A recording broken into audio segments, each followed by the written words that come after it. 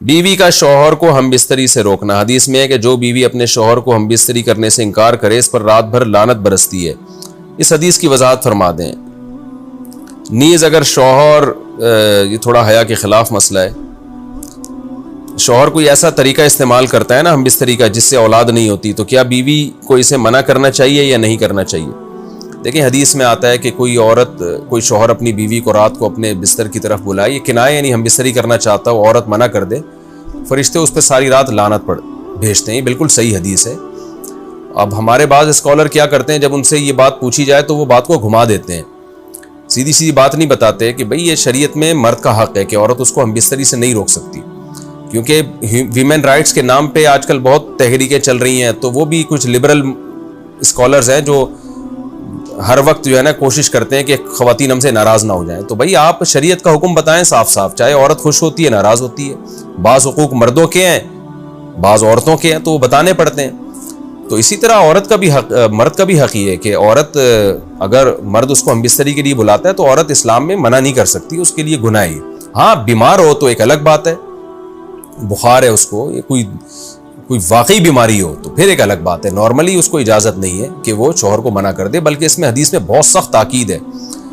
आप सल्लल्लाहु अलैहि वसल्लम की एक हदीस में यहाँ तक फरमाया कि औरत अगर यानी चूल्हे पे हो, रोटी पका रही हो, इस तरह की हदीस का मफहूम है, यानी बहुत बिजी भी हो तो भी उसको अपने काम को छोड़कर शौहर की ख्वाहिश को पूरा करना पड़ेगा।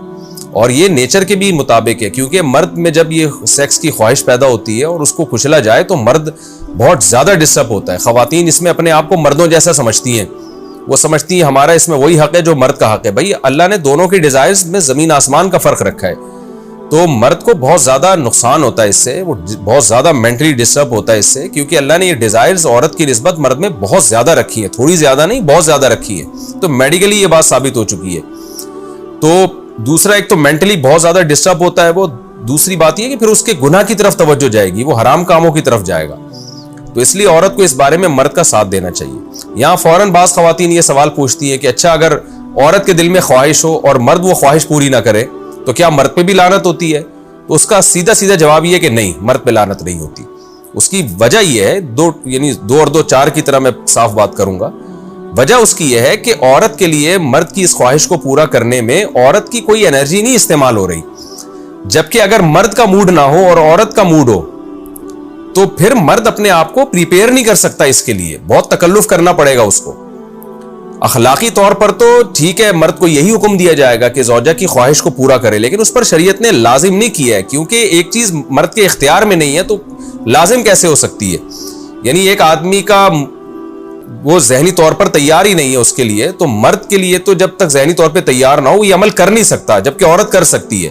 तो एनर्जी जो इस्तेमाल होती है ना इसमें बहुत ज्यादा, वो तो मर्द की एनर्जी यूज होती है।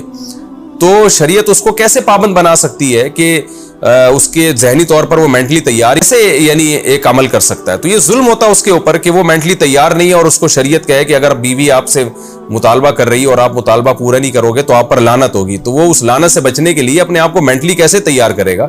बाज़ दफ़ा तैयार कर लेता है, बाज़ दफ़ा नहीं हो पाता। इसका तो दिमाग से बहुत गहरा ताल्लुक है। तो इसलिए मर्द के लिए तो शरीयत ने हुक्म यह किया है कि 4 महीने में कम से कम एक दफ़ा उस पर लाजिम है कि वो अपनी ज़ौजा की ख्वाहिश को पूरा करे।